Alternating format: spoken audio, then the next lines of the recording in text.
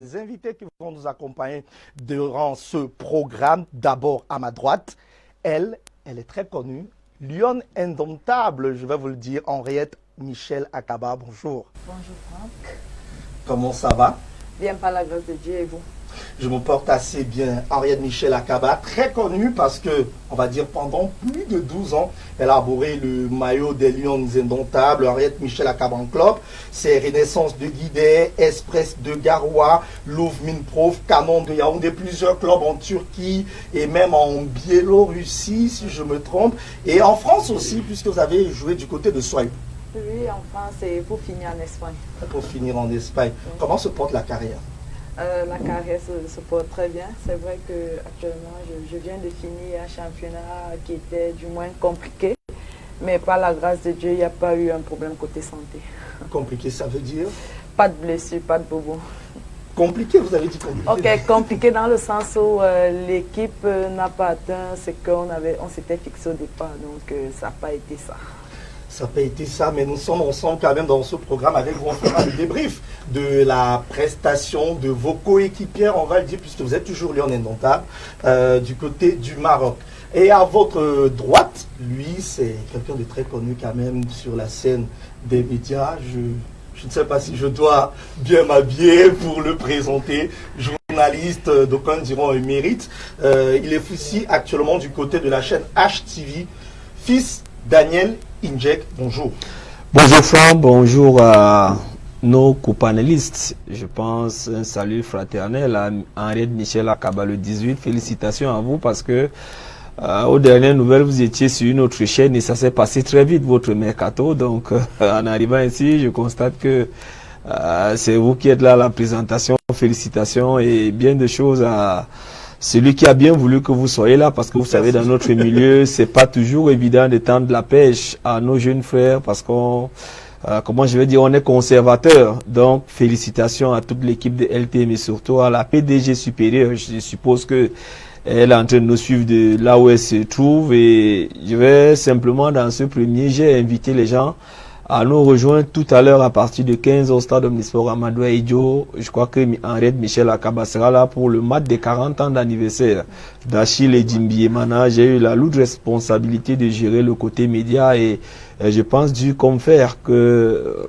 le maximum des médias seront là. Mais en termes de stars, je crois que Vincent Boubacar est annoncé dans ce match et bien d'autres joueurs d'un certain Akabi qui auront joué avec Achille et Djimbiemana, sans oublier les joueurs qui évoluent sur le plan local, parce que lui, il pense véritablement qu'il y a, comment je vais dire, il y a du talent ici, et pour lui, aujourd'hui, au moment où il s'en va, c'est pas encore le jubilé, donc il a 1 à 2 ans encore à jouer, mais il pense déjà à encadrer ces jeunes-là. Lui, il m'a dit, il ne veut pas faire dans l'entraînement, il veut faire dans le management. Donc, rendez-vous tout à l'heure à partir de 15h au stade Omnisport Amadou Aïdjo. Les petits plats sont mis dans les grands, et je crois que on va lui rendre à cette hauteur pour ces 40 ans d'anniversaire. Merci, monsieur le Selcom, fils Daniel Injek. On sera tous de la partie tout à l'heure pour honorer la riche carrière de monsieur Achille Emana, le gouverneur de Toulouse, comme on l'appelait à l'époque.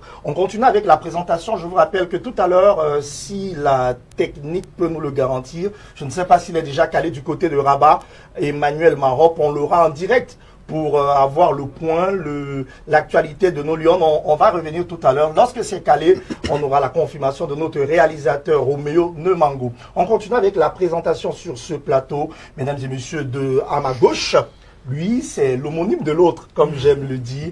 André Onana, manager sportif. Il a plusieurs casquettes, ancien arbitre. Il est même le représentant d'une marque ici au Cameroun. Vous avez suivi, on parlera de coq sportif et vous voyez l'intérêt d'avoir ce manager sportif avec nous. Bonjour, monsieur. Bonjour, Fampek. Bonjour à ton riche panel. Permettez-moi d'adresser un chaleureux bonjour à Henriette Michel Akaba, le 18, qui m'a régalé lors d'une CAN ici en Fandena avec un doublé. Je n'ai jamais oublié. Il faut dire que c'est un honneur, c'est un prestige de la voir sur ce plateau au moment où, effectivement, les Lions vont rentrer dans l'arène. Donc, bonjour à votre million de téléspectateurs qui nous regardent à travers le monde. Millions de téléspectateurs, merci. Parlant de Michel Akaba, je crois que c'est 5 CAN disputé sensiblement 2 Coupes du Monde avec 3 fois finale de Coupe du Monde, finale de Coupe d'Afrique disputée. Il faut dire que vraiment c'est un très riche palmarès, on y reviendra. Mais on va terminer avec le panel. Lui, c'est Monsieur Bernard Basson, l'un des rares experts spécialistes des questions de droit et d'économie de sport au Cameroun. Bonjour monsieur. Bonjour Franck, bonjour aux téléspectateurs et merci de m'avoir invité. Comment ça va, les activités avec la Liga, ça se porte bien? Pas la Liga, mais les activités de ce côté-là quand même avancent à pas de tortue. Ça avance. Ok. Sans plus tarder, on me fait signe que Emmanuel Marop est déjà en ligne. Je ne sais pas si tel est le cas. Emmanuel, bonjour du côté de Rabat. Comment se porte Rabat? Je sais certainement que ce n'est pas la grande forme, Emmanuel, surtout après l'élimination des Lions jeudi dernier à l'étape des quarts de finale. Mais est-ce qu'on peut avoir déjà les dernières nouvelles dans la tanière? Studio, bonjour à tous les téléspectateurs de LTM Télévision et merci de me convier à cet échange. Voilà, échange obligatoire, j'entends pas qu'est-ce qui n'a pas marché. On part du fait que dans le foot, on peut gagner, on peut perdre, on peut faire match nul, mais après pour les quarts de finale, il était question de 2 résultats possibles, soit le Cameroun passait, soit le Cameroun restait. Mais en l'état, malheureusement, le Cameroun n'ira pas plus loin que les quarts de finale. Sur le terrain, pour en parler, vous avez regardé le match, 1 heure d'attention, on va le dire comme ça. Njana à gauche qui fait un tournoi extraordinaire, Colette, qui est porté aux avant-postes parce que justement un 3-5-2 lui permet en position offensive justement de se comporter comme une joueuse ailier un peu à l'ancienne. Malheureusement, on met un ballon dans son dos et puis il y a un centre qui part de la droite vers la gauche justement, côté offensif nigérian. Et là-dessus, la joueuse nigériane catapulte le ballon. Et ça peut faire poteau sortant, mais ça fait poteau rentrant. Baou là-dessus est battu, malheureusement. Falol Mefumeto, qui contre la Tunisie a été stratosphérique. Là-dessus, elle a une tierce de retard. Voyez-vous, in fine pour 1-0, mais après, le Cameroun est revenu avec d'autres velléités offensives. D'ailleurs, les changements ont été faits, mais malheureusement, ça n'a pas pu donner, il n'y a pas pu avoir d'égalisation. Donc on va le dire comme ça, vraiment en résumé. Après, ce qu'il faut retenir, c'est que certaines joueuses, notamment comme Jana, ont fait super bonne impression. Hélène Johnson, elle est égale à elle-même. Toujours d'attaque. Fallon contre la Tunisie était super bien, même si elle fait pas un super tournoi d'entrée de jeu. Mais se remet d'attaque contre la Tunisie, c'est ce qu'on va retenir. Donc, il nous a manqué aussi Yango dans le cœur du jeu et puis Ngok Monique, la joueuse de ça. Mais on ne refera pas l'histoire. Le Cameroun n'ira pas plus loin que les quarts et va devoir cravacher ce soir déjà pour essayer de passer ce tour-là qui l'inscrirait justement dans cette course pour la Coupe du Monde. Donc, les joueurs en l'état, pour faire simple, pour répondre à votre question, elles sont au beau fixe, elles sont entraînées hier, en toute quiétude, après par le match de tout à l'heure, de ce soir, de cette fin d'après-midi, voilà, on va le retenir comme ça et les encourager à faire un super résultat pour espérer aller chercher cette Coupe du Monde. Merci Emmanuel. Emmanuel, c'est vrai, vous avez parlé de l'actualité, ce match de repêchage tout à l'heure face à la formation du Botswana. Vous êtes du côté du Maroc, vous étiez hier à la conférence de presse du coach Gabriel Zabotosé et certainement vous avez suivi la séance d'entraînement des Lions indomptables. Je présume même peut-être que vous avez aussi des nouvelles de l'équipe du Botswana. Est-ce qu'on peut avoir les informations sur l'équipe qui va affronter l'état d'esprit des Lions qui vont affronter le Botswana aujourd'hui et pourquoi pas quelques petits scoops sur la formation botswanaise, Emmanuel? Ah oui, ils vont questionner sur le Botswana. Le coach l'a dit en conférence de presse hier qu'il avait une idée de la façon dont cette équipe jouait. Donc, il va composer un effectif 11 entrants dans tout le jeu plus les remplaçantes susceptibles d'aller chercher la gagne parce que eu égard à notre pédigré, nous les Camerounais, pédigré footballistique tant sur le plan continental que mondial. D'ailleurs, on se souvient des 2 dernières Coupes du Monde extraordinaires pour le Cameroun à tout point de vue. Pour les premières participations en 2015, on fait 8e au Canada, 8e de finale, bis repetita en France en 2019, avec une Joya Diarra stratosphérique qui met un but d'anthologie. Donc, on a à cœur d'y aller, même si on aurait souhaité ici au Maroc se qualifier dès les demi, ça ne sera pas fait. Donc le coach, il a une idée de l'équipe qu'il pourrait aligner. D'ailleurs, il nous l'a dit au sortir de la conférence de presse hier d'avant-match, qu'on reverrait 3, 4 ou 5 nouvelles joueuses. Donc une équipe modifiée, ça c'est certain. Il y en a qui n'ont pas joué, il y en a qui pourraient faire l'affaire, etc., etc. Donc c'est ce qu'il faut retenir.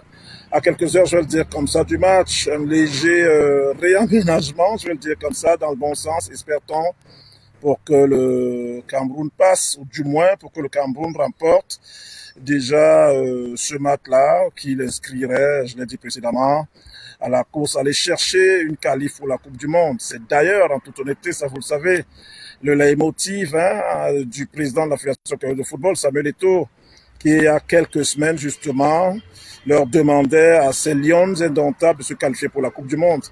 Donc on espère que le chemin est certes long, mais il n'est pas surmontable. Déjà, si on accompagne la sélection du Cameroun en demi-finale, qualificative directement, c'est demi-finale pour la Coupe du Monde. Donc ça ne s'est pas fait. Donc on ne saurait, en toute honnêteté, nous de la presse privée et même la presse à capitaux publics, être ceux-là qui sont les oiseaux de mauvais augure, je vais le dire comme ça. Donc vive. Merci, mais merci infiniment à Emmanuel Maroc depuis Rabat. Les Lions vont donc affronter la formation du Botswana ce jour. On reviendra sur cette rencontre, mais déjà bien avant, je vais commencer avec vous, Henriette Michel Akaba. Vous avez suivi cette Coupe d'Afrique des Nations, alors vous la suivez toujours, la prestation des Lions indomptables. Déjà, je vais vous prendre comme ça à chaud. Quelle appréciation portez-vous à leur appréciation? Comment les avez-vous trouvés? Après, je dirais que chacun fait son job. C'est vrai que après le résultat n'est pas ce que tout le monde attendait, mais je pense que vous-même, vous avez si bien vu l'équipe. C'est une équipe qui a été rajeunie. Et moi, je pense que quand c'est comme ça, il ne faut pas trop demander, il faut juste encourager et se dire que voilà, nous avons qu'une dernière carte qui est le match de ce soir face au Botswana. Mais en fait, vous étiez dans cette équipe, vous avez été dans cette équipe pendant plus d'une dizaine d'années. Déjà, j'aimerais savoir, avant même le début de cette CAN, vous avez quand même le feeling. Est-ce que cette équipe dégageait la sérénité en tant qu'ancien Lyon, lorsque vous les voyez aller participer à cette Coupe d'Afrique des Nations, vous avez suivi la préparation? Est-ce que ça inspirait de la confiance? Est-ce que ça dégageait vraiment la sérénité, la tanière? Bien sûr, vu les matchs amicaux, moi je dis le groupe était un très bon groupe et la sérénité c'est à l'intérieur. Nous autres, pour déterminer cela, il faut être parmi, il faut vivre avec les filles, il faut être dans le groupe. Ce qui fait que pour moi je n'ai vu aucun problème, donc je me dis voilà, oui, il y avait la sérénité. Je vais aller avec le fils Daniel Injek, très introduit. On vous a suivi réagir durant la préparation de ces Lions. On va peut-être pas revenir sur la préparation depuis le début, mais peut-être commençons avec les matchs amicaux qui ont précédé la compétition. Est-ce que c'était une équipe taillée pour aller loin dans cette Coupe d'Afrique des Nations 2022? Bon, vous vous souvenez comme on va arracher le micro dans une conférence de presse à Douala. Donc, parce que je m'étais rendu compte qu'on avait déjà disputé, je crois, 2 à 3 matchs amicaux. Et notre superstar, qui est Choud Njoya Diarra, on avait la peine à véritablement lui attribuer un rôle. On avait la peine à la retrouver sur l'aire de jeu. On avait la peine d'exploiter comme ça son talent. Parce que aujourd'hui dans cette équipe, lorsque vous voyez par exemple Samané, elle a un toucher de garçon. Elle a atteint un certain niveau et je crois que elle devait nous amener un peu plus loin dans cette compétition. Elle avait véritablement cette volonté, mais il y a quelques facteurs de contingence. Donc, moi je savais déjà parce que j'ai eu le visa, j'ai obtenu le visa pour aller au Maroc. Je ne suis pas allé au Maroc parce que je ne sentais pas l'équipe. Je sentais véritablement pas cette équipe lorsque j'ai suivi le match aller un peu loin, le match retour contre le Sénégal. J'ai un peu écouté le coach du Sénégal et j'ai écouté celui du Cameroun. J'ai compris que on était loin d'aller chercher ce résultat du côté du Maroc, surtout que Il y a des éléments qui ne trompent pas. Vous ne pouvez pas vouloir aller jouer une Coupe d'Afrique au Maroc et que, entre-temps, vous disputez des matchs de prestige. On ne refuse pas. Les matchs contre le Sénégal. Cameroun-France, on a laissé 40% de l'énergie dans cette rencontre. Cameroun-France, on a eu une Claudia Dabda qui s'est blessée. Vous savez que elle revient là lors du troisième, lors de ce quart de finale. Elle n'est pas dans la plénitude de ses moyens. On a bousillé 40%. Il y a Flora Kamini qui est pratiquement resté dans ce match-là. Donc, on n'avait pas besoin pour aller à une Coupe d'Afrique au Maroc, aller disputer des matchs comme la France. Et vous avez suivi toute la semaine qui précédait le match entre le Cameroun et la France, ce match amical de prestige. Peut-être pour ceux qui sont à la Fédération camerounaise de football, mais ne savaient pas parce que lorsqu'aujourd'hui on a été athlète de haut niveau comme ceux qui gèrent le football camerounais, on ne doit pas faire ces erreurs. Donc, on a galvaudé notre préparation, on n'a pas eu une bonne préparation dans le sens que les joueuses qui étaient appelées à disputer la compétition, vous avez suivi après le match entre le Cameroun et le Sénégal, la manche retour, le coach Gabriel Zabovou déclarait qu'il y a 4, 5, 6 joueuses qui doivent intégrer le groupe, mais qui n'ont pas fait la préparation, alors qu'il y avait des joueuses qui avaient déjà fait pratiquement 2 mois de préparation avec cette équipe-là. C'est pour ça que on s'est retrouvé du côté du Maroc avec une équipe sans âme. On s'est retrouvé du côté du Maroc avec une équipe sans leader technique parce que ça se voyait déjà dans ces matchs de préparation comment Choudjoya Adiara peinait, comment l'animation offensive véritablement n'était pas de mise dans cette équipe du Cameroun. Donc, on fait son lit comme on dort et la compétition, ça se calcule, Frampec. Lorsqu'on va à la Coupe d'Afrique des Nations, on sait que si on termine dans notre poule deuxième, on doit croiser au minimum le Nigeria qui est appelé à être soit premier, soit deuxième. Ça veut dire on évite au maximum. Parce que notre objectif en allant au Maroc, et le président de la fédération l'a dit, c'était de se qualifier pour la Coupe du Monde. Et maintenant, lorsque vous croisez le Togo, vous venez sur vos chevaux, le Togo vous refroidit. Vous croisez derrière la Tunisie, vous venez sur vos chevaux, la Tunisie, je crois, la Zambie, mais Frampec, c'est là où on a loupé notre compétition. Donc notre compétition a été loupée avant même qu'on ne commence cette compétition. On n'a pas bien calculé. C'était quoi le discours? Le discours, c'était que les filles, véritablement, allons casser la baraque, allons casser la thierie. Et la compétition, c'est le premier match. Et vous avez vu ce qui précède, qu'on a laissé toute l'énergie dans le match de la France. En arrivant, on était émoussé, on était fatigué, on ne pouvait plus upgrade face à la formation de la Zambie et face à la formation du Togo. On s'est réveillé en dernière minute face à l'équipe de la Tunisie. Il fallait maintenant aller chercher l'or qui est le Nigeria. Il fallait aller chercher l'or. L'ogre de cette Coupe d'Afrique des Nations, la formation nigériane. On rappelle que les Lions, pour leur prestation au match de poule, c'est 2 matchs nuls, vous l'avez dit. Rencontre nulle tout d'abord à l'entame face à la formation zambienne, 0 but partout. Puis le score de 1 but partout face à la modeste formation du Togo, qui était à sa première CAN. Puis on s'est tout de même imposé face à la Tunisie, ce qui nous a permis de terminer au 2e rang, 2e place, qui nous a fait affronter la formation du Nigeria en quart de finale et les Lions se sont inclinés. Poursuivons avec André Onana. André, fils Daniel Injek, remet en cause la préparation. Il dit qu'elle n'a pas été bien calibrée. Est-ce que vous partagez son avis? Et si oui, quels sont les principaux responsables de cette mauvaise préparation des Lions indomptables? Écoutez, je partage son avis. Pour dire que nous l'avons surabondamment relayé sur les différents plateaux. Il n'était pas opportun de jouer contre la France.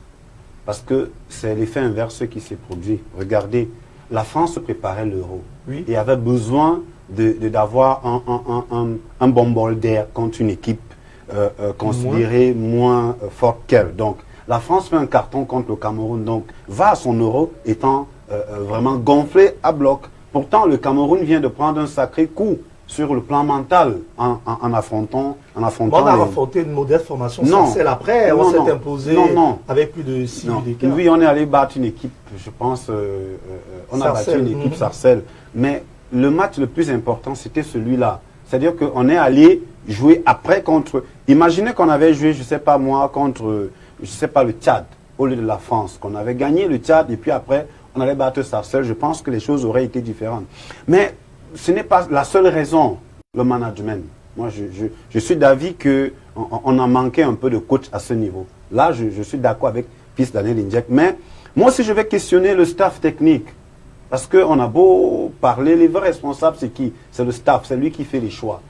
Tous les choix, hein, sur le plan des hommes, sur le plan de la technique, la tactique, tout ce qu'il faut mettre en place. J'ai suivi cette équipe du tournoi Bouhari jusqu'à cette Coupe d'Afrique des Nations. Je suis allé à Douala pour la double confrontation contre la RCA. J'ai vu quand même qu'on avait quelques atouts, mais qu'on n'utilisait pas. Lesquels, par exemple? J'ai vu l'axe Johnson-Mambo-Lamo, qui nous a permis de gagner. Gratifié d'un excellent coup franc. Justement, une joueuse qui a un excellent coup de pied, parce que c'est ça aussi le football moderne. Aujourd'hui, on essaie de jouer avec des atouts. Qu'est-ce que tel peut nous apporter? Dans une situation difficile, on n'a plus les acababs. On a peut-être aujourd'hui un shoot qui peut comme ça, à partir d'un exploit, nous sortir d'une situation. Mais il n'y en a plus tellement. Je vous parlais des buts marqués par Akaba lors d'une CAN qui avait délivré pratiquement un match qui était difficile. Il faut donc, quand c'est difficile tactiquement, techniquement, qu'on ait une joueuse qui arrive à faire la différence. Malheureusement, ça n'a pas été le cas. Pourquoi je parlais de Mambo Lamo? Parce que je me suis rendu compte qu'elle a un excellent coup de pied. On peut utiliser à un certain moment. C'est aussi ça, le calcul. Mais est-ce qu'on peut aligner une joueuse tout simplement pour son coup de pied? Non, non, elle est là. Non, elle est là parce qu'elle a des qualités. Elle est dans cette équipe parce qu'elle a des qualités. Et maintenant, ce qu'elle a au-dessus, c'est justement cette plus-value. Donc, du coup, ça a été un problème de voir que Fleur Akameni, il le disait. Moi, j'attendais, je n'attendais pas.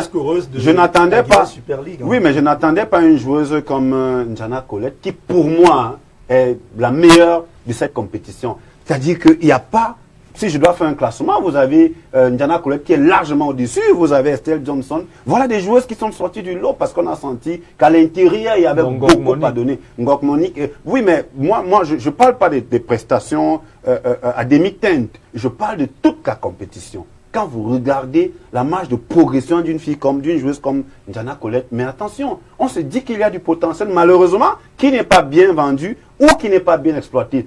Et moi, je regarde Njana Colette jouer depuis. Éclair de ça, un peu partout où elle est passée.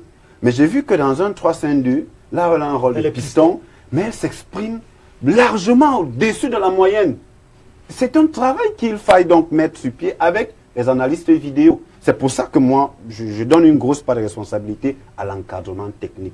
On n'a pas assez fouillé, on n'a pas assez cherché. Et aujourd'hui, on se retrouve quand même parce que physiquement, il faut dire, hein, moi j'ai vu contre la Zambie, j'ai eu le sentiment que physiquement, on a pris un petit coup en deuxième partie. C'est-à-dire qu'on avait inversé un peu. Secoué. Oui, on était justement. Donc, il faut questionner toutes ces méthodes-là. Maintenant, c'est une chaîne. C'est-à-dire qu'on part du management qui n'a pas été bon au résultat.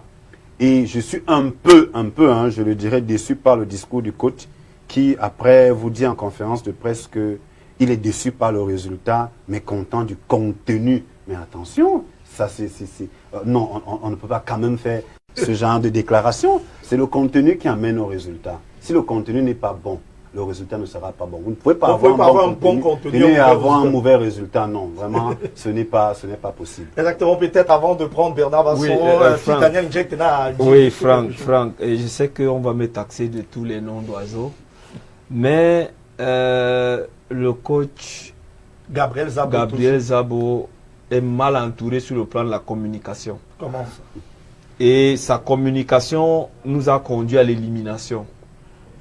Ces déclarations, je crois que vous avez les bandes. Si vous pouvez le permettre, je propose d'ailleurs, puisqu'on parle du coach Gabriel Zabotosé, de sa réaction, qu'on prenne sa réaction après cette rencontre. Vous avez vu la technique. Non, je voulais la réaction avant le match. Non, je propose qu'on prenne après, puis on fera... Est-ce que vous pouvez avoir la réaction avant la conférence de... Non, permettez-moi, la conférence de presse, si vous pouvez retrouver dans vos bases. On prend d'abord celle d'après-match et on fera l'analyse de la communication du coach Gabriel Zabotosi. Merci.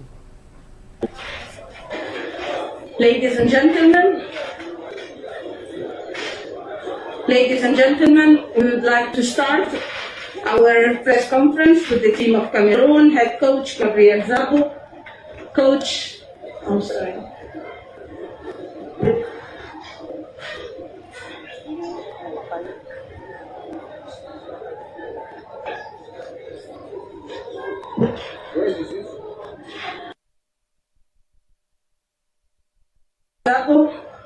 Coach, tell us about the game, your comment on the game.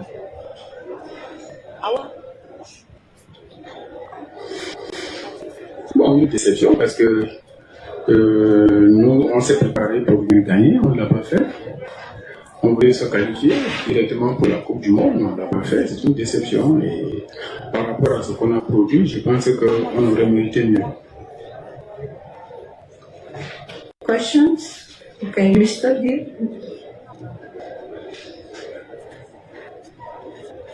Bonsoir coach, Emmanuel du Maroc, télévision panafricaine, Afrique Média. Coach, en toute honnêteté, je ne voudrais pas que nous nous attardions sur l'arbitrage depuis le début de cette compétition concernant le Cameroun. Mais qu'est-ce qu'il a manqué aujourd'hui, coach?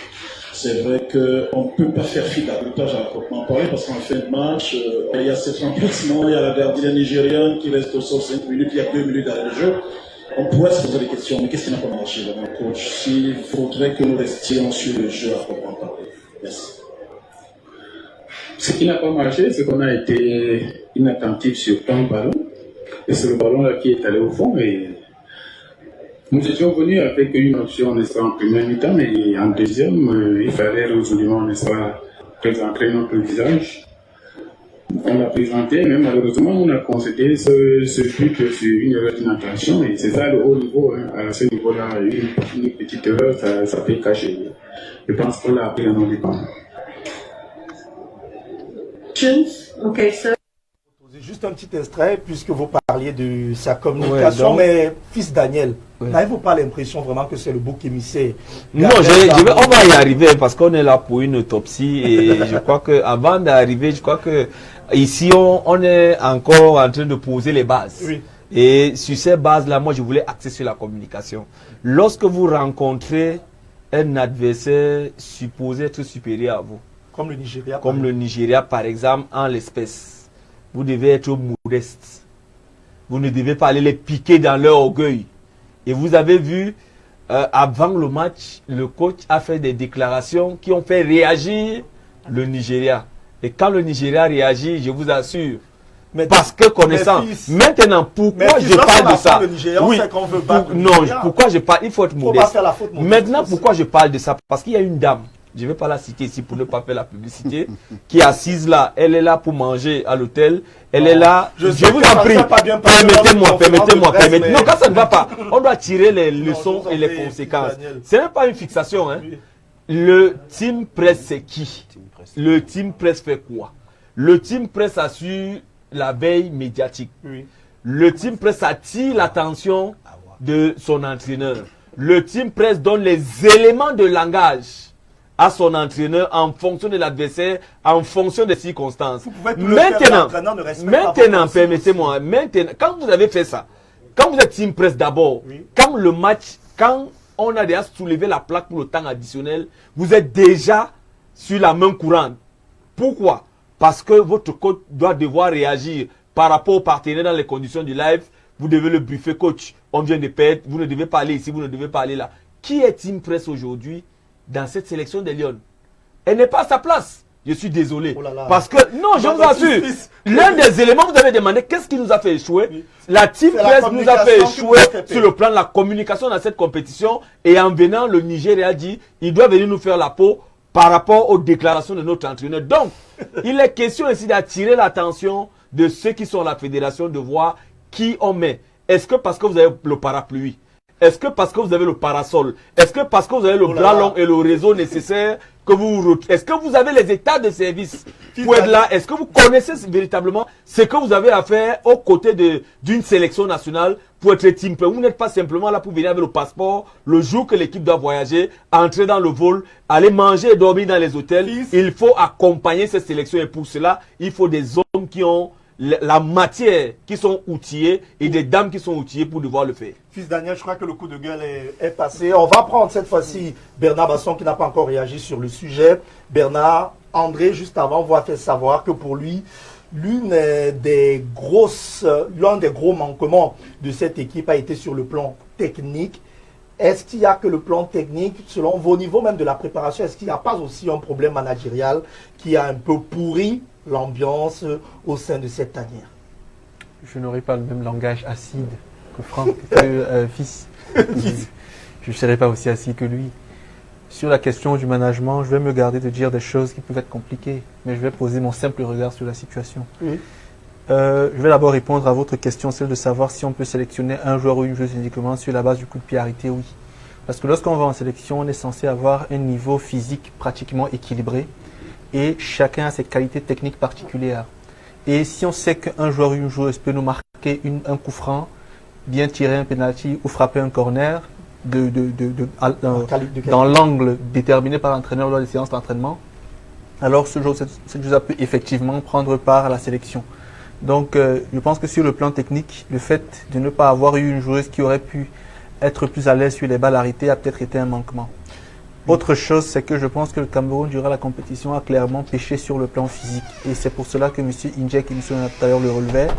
Je conviens avec eux de ce que physiquement, on a été beaucoup amoindri. On a été plus faible que d'autres sélections.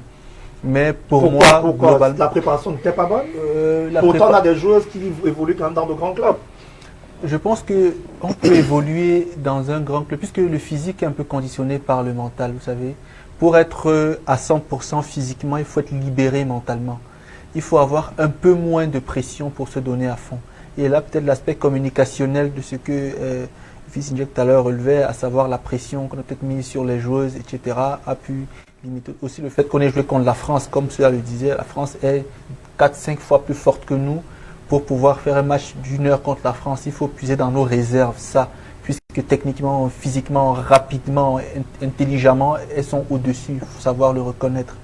Donc, la préparation peut-être n'a pas été la meilleure, mais comme je dis, je respecte le travail de tout le monde, donc je ne vais pas me lancer là-dedans. Mais moi, ce que je peux dire humblement, c'est que malheureusement, le football a, entre guillemets, des clichés, comme tout sport. Et dans ces clichés, il y a encore aujourd'hui plus fort et plus faible. Le Nigeria, c'est plus fort que le Cameroun. Donc, dans le football féminin en Afrique, on a eu à faire des matchs solides, on perd 1-0, on perd sur des scores étriqués. Pourtant, l'Afrique du Sud semble de temps en temps se débarrasser de cet adversaire. D'ailleurs, durant cette Coupe d'Afrique des Nations, il y a parfois des bêtes noires, mais c'est peut-être parce que les Sud-Africaines sont beaucoup plus mobiles que les Camerounaises. Parce que quand on les suit, chaque équipe a ses atouts. Les Camerounaises, généralement, jouent à l'usure sur l'adversaire physiquement. Techniquement, il y en a qui sont très bonnes. Michel l'a été, Adjara l'est, Gokmonik l'est. Sauf que physiquement, les Nigérianes étaient 2 fois plus fortes que nous. Sur chaque duel physique, on sentait qu'il y avait de la différence. Les Sud-Africaines, nous sommes moins physiques que les Nigérianes et moins mobiles. Et pour gagner un match, il faut gagner les duels. Et si on ne gagne pas les duels physiques et on ne prend pas assez les espaces, ça devient compliqué de faire la différence face au Nigeria. C'est vrai que je n'ai pas joué au football de haut niveau. Michel est avec nous, elle peut me rappeler, elle peut m'arrêter si je me trompe, mais je pense que de ce qu'on voit depuis des années, c'est ce qui se passe dans le football. Il faut gagner les duels, les matchs de duels pour gagner les matchs. Les duels aériens, les duels au sol, les duels au corps. Et donc contre le Nigeria, en l'air, on était mangé.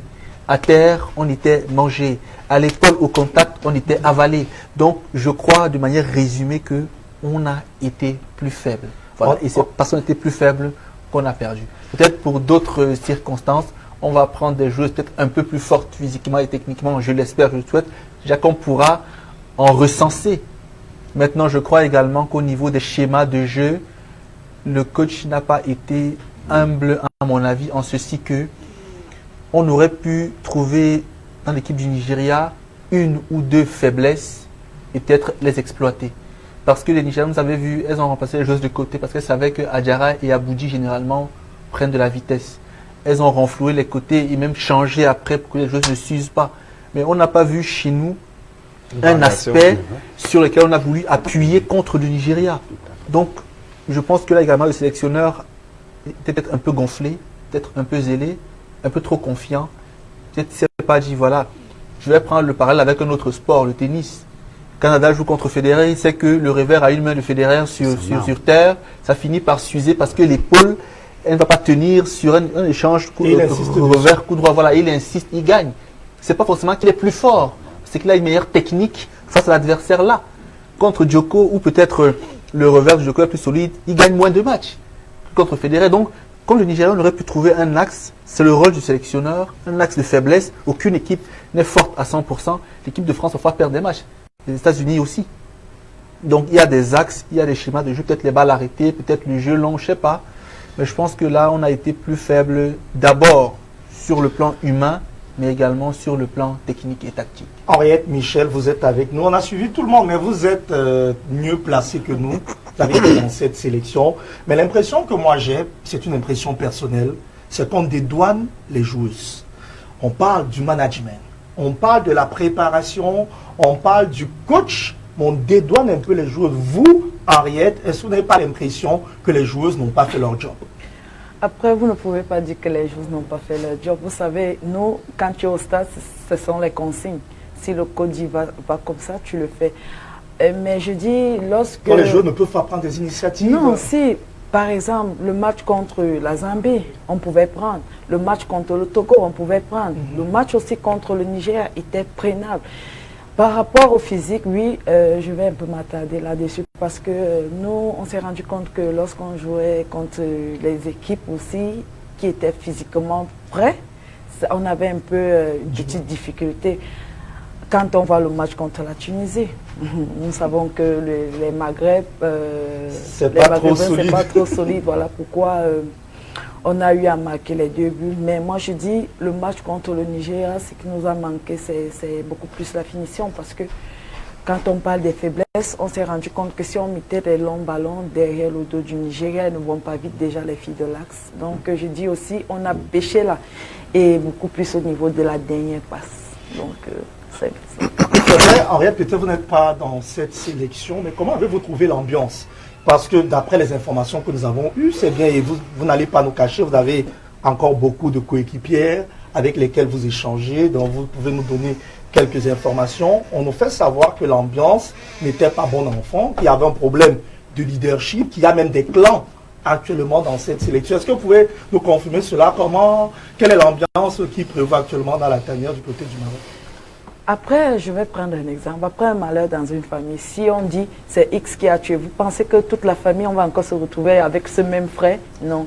Comme pour dire quoi, après une défaite, c'est vrai que tout le monde s'en veut, mais peut-être il y a quelqu'un sur qui on dit c'est pas ta faute qu'on a perdu. Et celle-là peut-être se sent vraiment concernée et elle se dit que voilà, c'est le moment pour nous de faire les clans. Mais je ne pense pas que dans une équipe, il y a des clans. Et s'il y a des clans, ce n'est pas des clans, ce sont des affinités. Si je cause avec toi hors des stades, si on arrive en sélection, ça ne va pas changer parce que nous sommes en sélection. Maintenant, sauf qu'en sélection, c'est une famille, ça devient un groupe. Nous sommes là pour une compétition. Donc les clans, non, c'est trop dit, c'est juste des affinités. Des affinités, mais pourtant, l'impression qu'on a, c'est que lorsque les affinités commencent à se ressentir au terrain, on avait l'impression déjà, au premier match, on voyait Chouta Diarra faire son one-man show sur son côté, de l'autre côté la capitaine.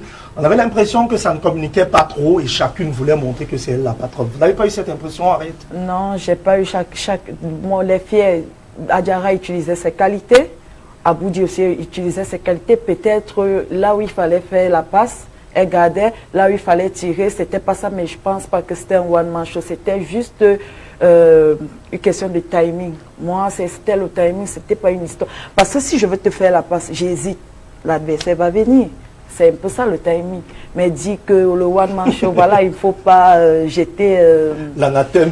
Ouais, dit que voilà, quelles sont les leçons qu'on tire de cette compétition? On ne continue pas avec la suite de la compétition qui est la Coupe d'Afrique, mais nous avons encore une chance d'aller au barrage et pourquoi pas se qualifier pour la Coupe du Monde. Mais ce n'était pas quand même l'objectif de départ, Henriette. On venait, le Cameroun, durant les 9 dernières éditions, vous avez été là depuis 2010, vous pouvez nous confirmer, vous avez toujours au minimum atteint les demi-finales, quart de finale quand même, c'est une grosse performance. Oui, c'est vrai, mais là, c'est plus le cas. Est-ce qu'on va donc dormir parce que, voilà, on s'est réveillé un beau matin avec un pied cassé? Non, on va continuer. Donc, voilà, il faut encourager l'équipe. Il faut vraiment, ce soir, on ne veut pas être négatif. Il faut se dire, voilà les filles, nous sommes derrière vous, on a besoin d'aller au barrage. Pourquoi pas? Parce que moi, je me dis, en allant au barrage, on va revenir avec un esprit un peu des guerriers, en fait. Donc, c'est pour ça. Et je profite de l'occasion pour lancer mes encouragements aux filles, voilà, ce soir, ça passe ou ça casse pas de calcul, ce soir, on se lance. Moulaouaou, comme on dit. J'arrive vraiment à l'optimisme de Henriette Michel, on peut comprendre, elle invite tout le monde à faire bloc d'elle et Léon. André Onanonana, tout à l'heure, on parlait de ces joueuses, notamment, j'aimerais qu'on essaie de s'arrêter sur quelques individualités ou sur le coach. C'est vrai que beaucoup ont remis en cause sur ce plateau les choix du sélectionneur, même si on dit qu'il n'est pas l'unique responsable, puisqu'on est en train de dresser les responsabilités. Outre le coach, est-ce que les leaders ont joué leur rôle? Je ne vais pas répondre, je ne vais pas le dire comme ça, que les leaders ont joué leur rôle ou non, mais il y avait déjà des signes précurseurs. Je vous parlais de la double confrontation contre la RCA Douala. Il y avait déjà un problème de capitanat qui s'opposait. C'est-à-dire que, oui, je vous dis que je suis cette équipe. Il y avait déjà un problème de capitanat, c'est-à-dire que Adjara Aboudji était absente et Adjara avait arboré le brassard et on avait gagné le match. Et après le match, la presse, hein, c'est-à-dire que les collègues de Fils Daniel avaient lancé un petit truc.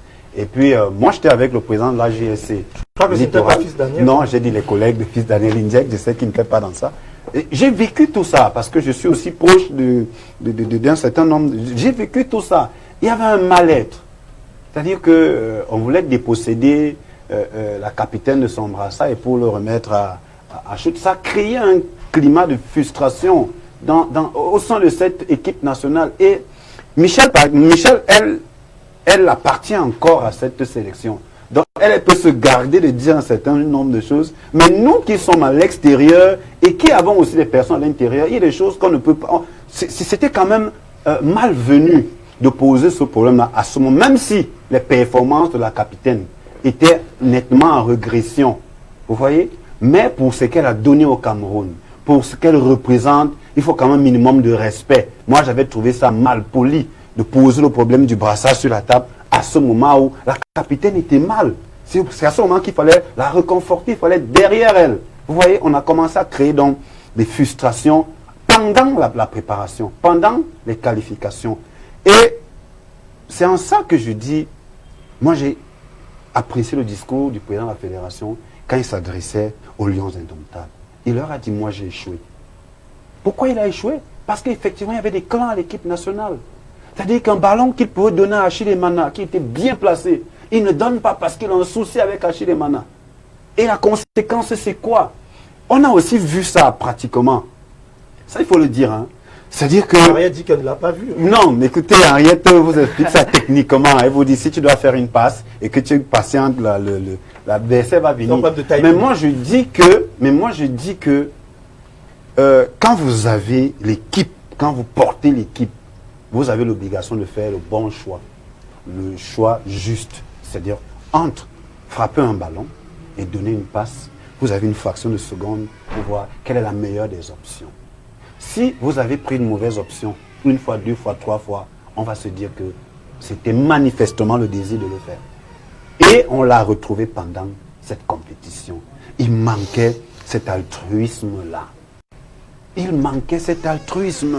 Est-ce que ce n'était pas simplement un souci technique? Est-ce que cela émanait de l'ambiance? C'est ça donc, mais justement, c'est ça donc, quand on parle d'ambiance, Henriette parle d'affinité. Vous voyez, elle n'est pas d'affinité, c'est normal. Mais maintenant, moi je parle de l'aspect psychologique. Là, on est en train de parler de psychologie de sport. Et c'est l'entraîneur qui est bien placé pour ramener ses troupes à la raison et dire, écoutez, ce n'est pas parce qu'Adjara aura marqué 4 buts et le Cameroun aura perdu peut-être 5-4 qu'on va acclamer Adjara. C'est le Cameroun qui aura perdu un match. Or, vous aurez fait une passe, qu'on aurait gagné 1-0 et que ce serait la victoire du Cameroun. Donc moi je dis, c'est pour ça que j'ai parlé de coaching, c'est pour ça que j'ai parlé de management, c'est pour ça que j'ai évoqué toutes ces questions.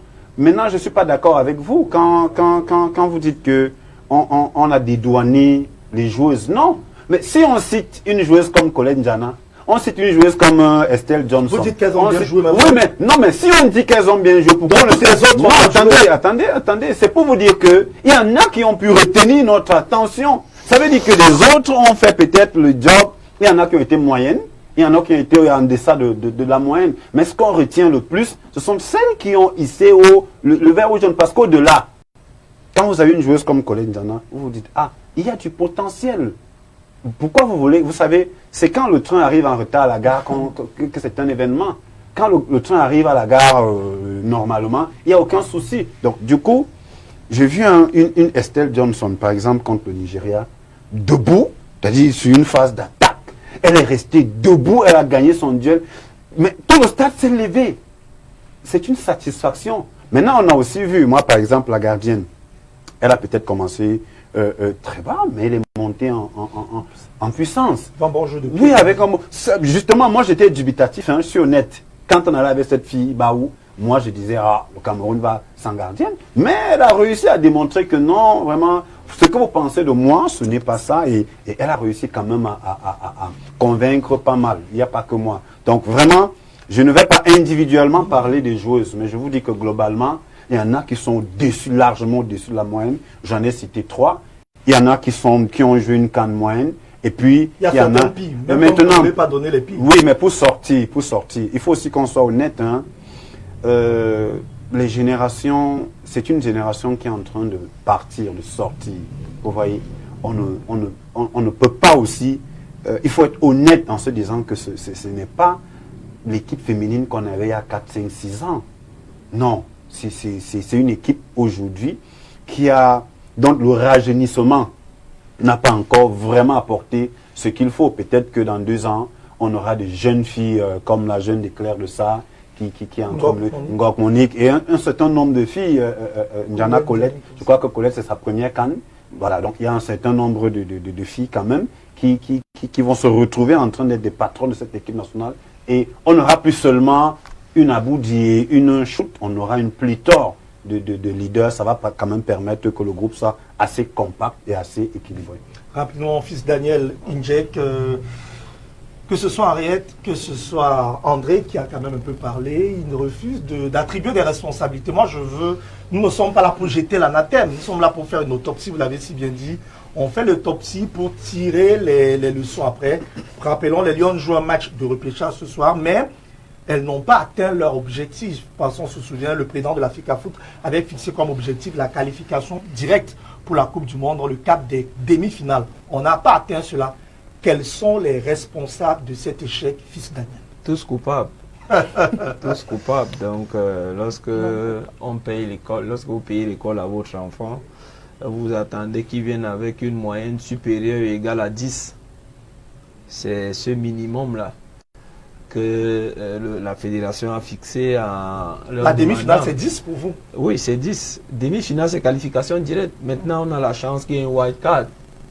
Donc, il faut aller chercher cette white card. Il faut tirer rapidement les leçons des échecs, de ce qui n'a pas marché, ce qui n'a pas permis qu'on atteigne le résultat escompté.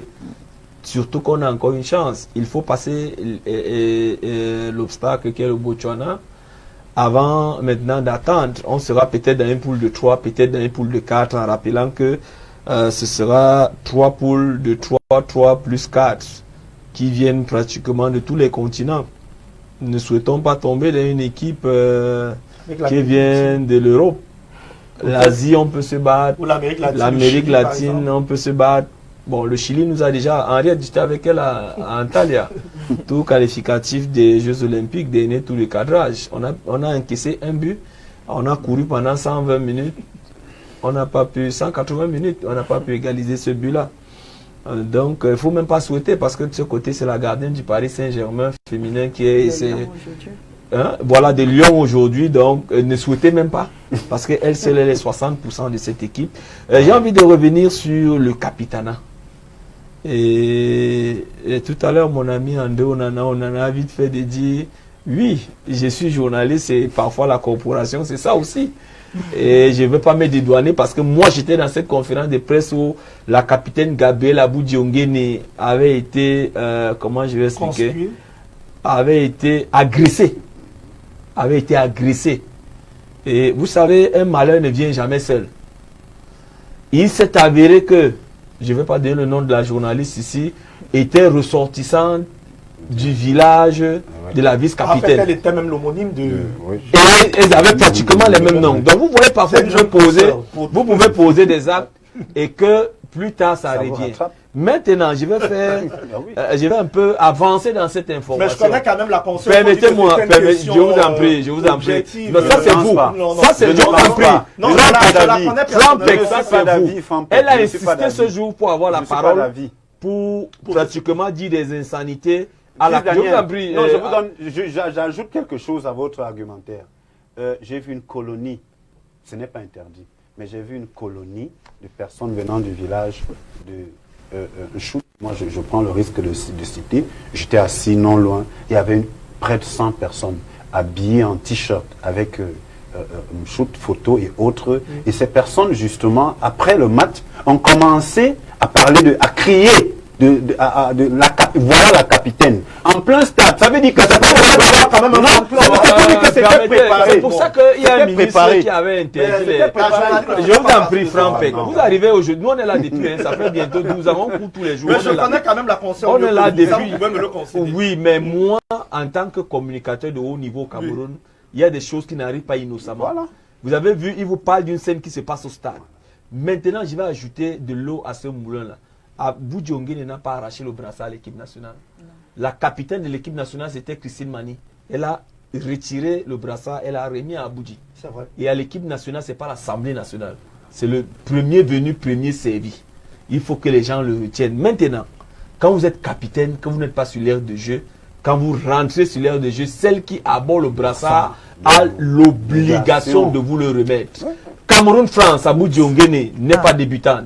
Abou Diongé entre sur les 15 dernières minutes, si je m'en abuse. Mais elle n'a pas reçu le brassard de la part de la vice-capitaine. La vice-capitaine a... Permettez-moi, la vice-capitaine a... Non, vous avez demandé, on est ici pour savoir pourquoi on n'a pas réussi. Moi, je n'attends rien de personne. Hein. Toutes les filles, là, j'étais avec vous, Henriette Akaba en Turquie, avec toutes ces lions. J'étais le seul journaliste. Est-ce que j'ai demandé 1 euro à quelqu'un? Allez-y, c'est pas très important. J'ai passé mon... Non, parce qu'il y a des témoins. Quelqu'un va croire que non, parce qu'on va aller demander des backfish. La capitaine est entrée sur l'aire de jeu. Elle a, je crois, causé même un carton, quelque chose. Carton rouge. Le match est fini sans qu'on ne lui remette son brassard. Et toutes les photos qui passaient sur Internet, c'était les photos de... On peut avoir un staff pour travailler, on peut avoir envie d'être ballon d'or. Mais pour être ballon d'or, on a besoin de moi, Fissinjek. On a besoin de Michel Henriette Akaba. Il ne faut pas s'obstiner. Et ensemble, on peut faire un résultat. Maintenant, quand vous voulez être ballon d'or et que vous ne pouvez pas battre le Nigeria pour faire la différence, si Assistant au Choaletel, on ne parlerait pas d'un but à 0. Ce serait au moins 3, 4, 5 buts que le Cameroun aura encaissé. Ça, c'est l'un des éléments. Maintenant, vous avez demandé, nous sommes en train d'évoquer les facteurs. Oui. On ne va pas dédouaner le staff technique. On a parlé des soucis, des bobos physiques. Que fait Franck Neko, qui est mon ami? Mais il s'agit du Cameroun.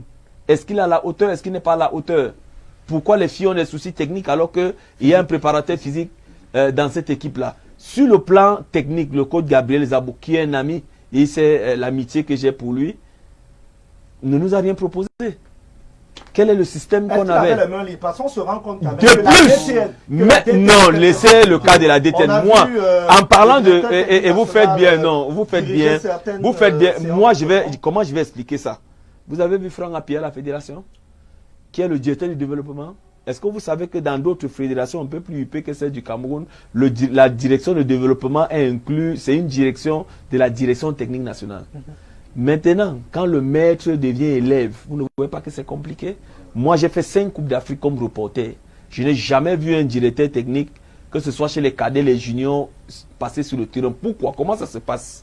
Quand vous êtes, et vous le savez si bien, quand vous êtes dans une compétition internationale, la presse a 15 minutes sur l'aire de jeu. Après les 15 minutes, elle se retire. Et on les conduit. Parce qu'il faut utiliser le mot, il n'a plus le droit d'être là. Donc s'il y a une image qui circule après ces 15 minutes, vous êtes passible de sanctions. Maintenant, l'entraîneur, dans le haut niveau, on a accrédité Zabou comme le technicien. Et ça démontre les problèmes qu'il y avait déjà de ce côté du Maroc. Pourquoi? Il y a la prise en main, la mise en train, le développement moteur, c'est un entraînement classique. Dans la prise en main, c'est le discours. que l'entraîneur a, comment il entretient ses joueurs, on va travailler comme ça, voilà, comment on va devoir animer, donc voici. Il y a la phase d'échauffement. Et c'est cette phase d'échauffement qui est autorisée à la presse. C'est l'entraîneur principal ou le préparateur physique qui s'occupe de la deuxième phase, qui est la phase d'échauffement. C'est le haut niveau.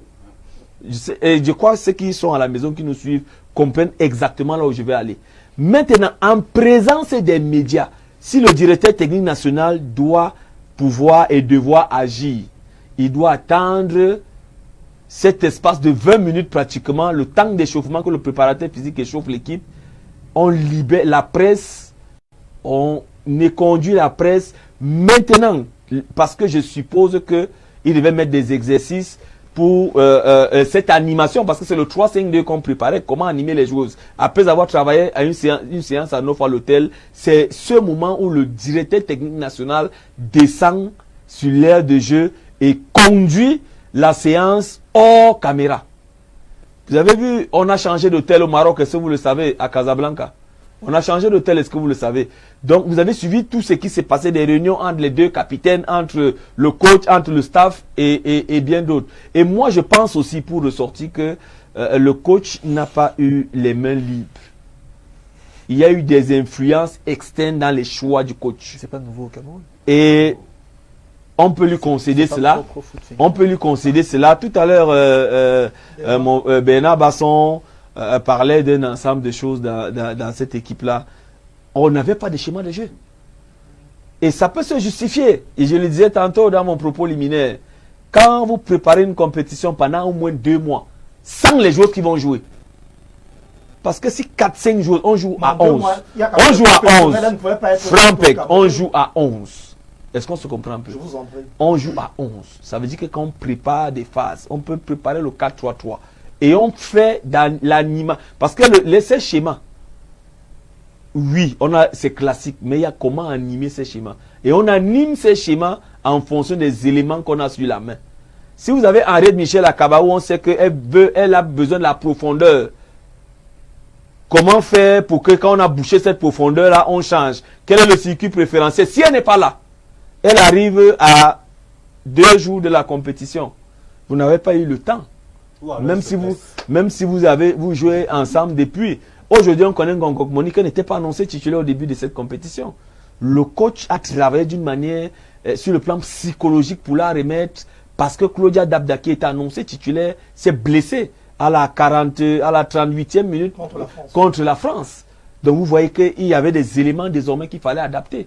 C'est pour ça que je vous ai dit, oui, on va jeter l'anathème aujourd'hui sur le coup de Gabriel Zabo, parce que ça n'a pas marché. Mais je dis encore, tous coupables, en partant de l'administration de la Fédération camerounaise de football jusqu'au staff technique, chacun a ses responsabilités. Et même les joueuses, parce que quand on évoque les questions de brassard, de leadership, et le président de la Fédération le disait encore il y a quelques jours, les questions de leadership nous ont amenés là où nous sommes aujourd'hui.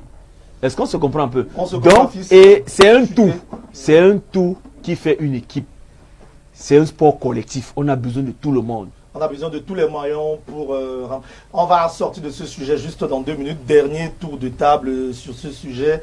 Je commence par vous, Henriette Michel. On affronte tout à l'heure la formation du Botswana. Match de repêchage. Dans quel état d'esprit les Lions doivent aborder ce match? Vous étiez dans cette tanière, on sort quand même d'une élimination. On peut déjà le dire, les Lions n'ont pas tout leur moral. Qu'est-ce qu'on doit faire qu'est-ce qu'elle doit faire pour être performante ce soir? C'est avoir le parti spirit et tout donner. Vraiment, si les 4 derniers matchs, le maillot n'a pas été mouillé, les filles mouillaient le maillot et donnaient le meilleur de vous et donnez-nous la victoire.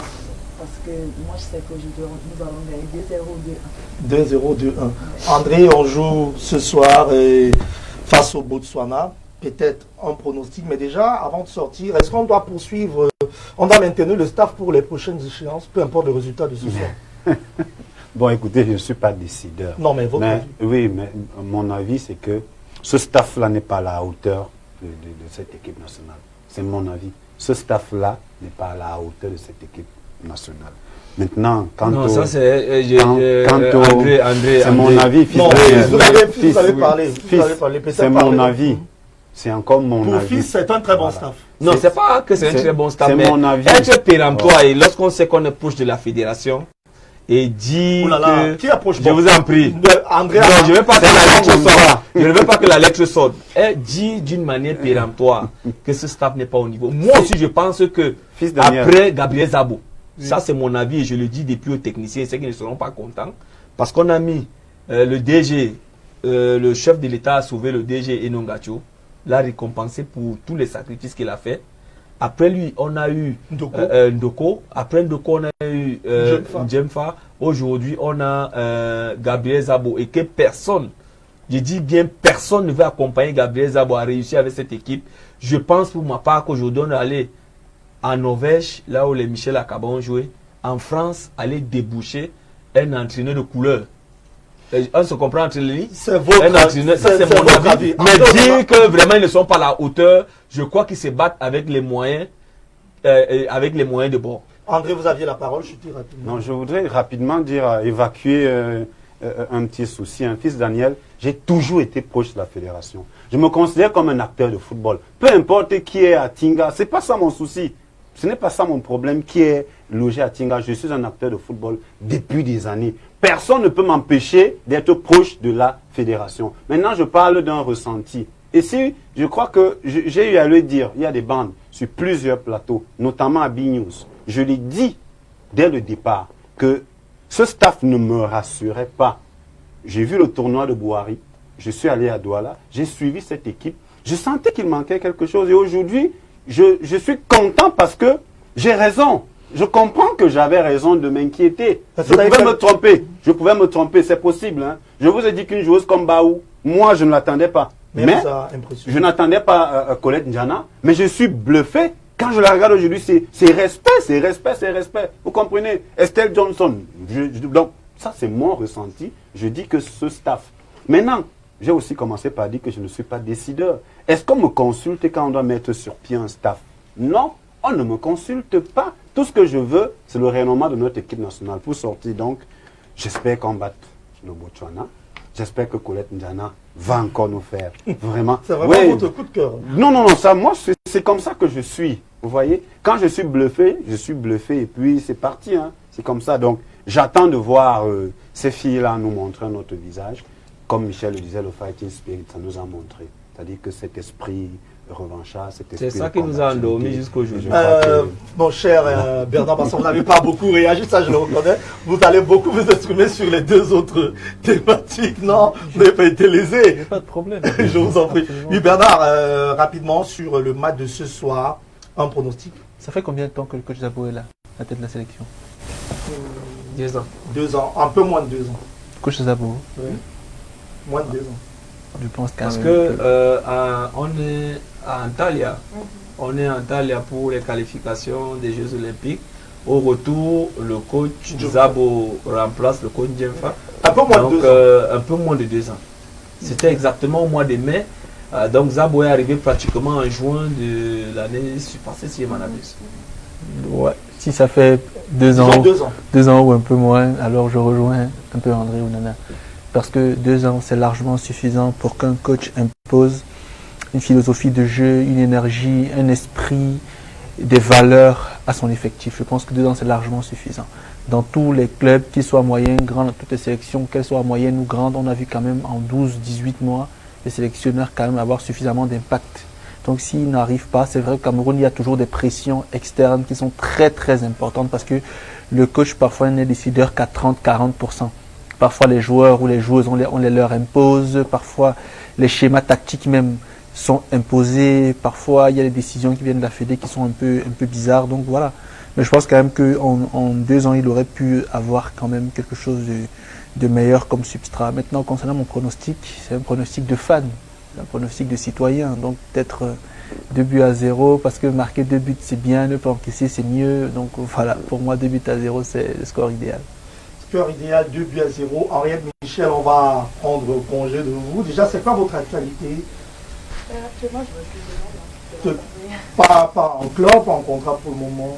Non, je suis encore là, je profite des vacances, football c'est après, quand c'est football, quand c'est vacances, c'est vacances. Surtout que MML est d'abord son propre manager, c'est très compliqué. Son manager Nyung Roger, je crois que son manager Nyung Roger n'est pas loin parce que elle au moins, je vais lui faire cet hommage là parce que je me souviens d'être à Antalya et cette dame a fait beaucoup de bien au football turc.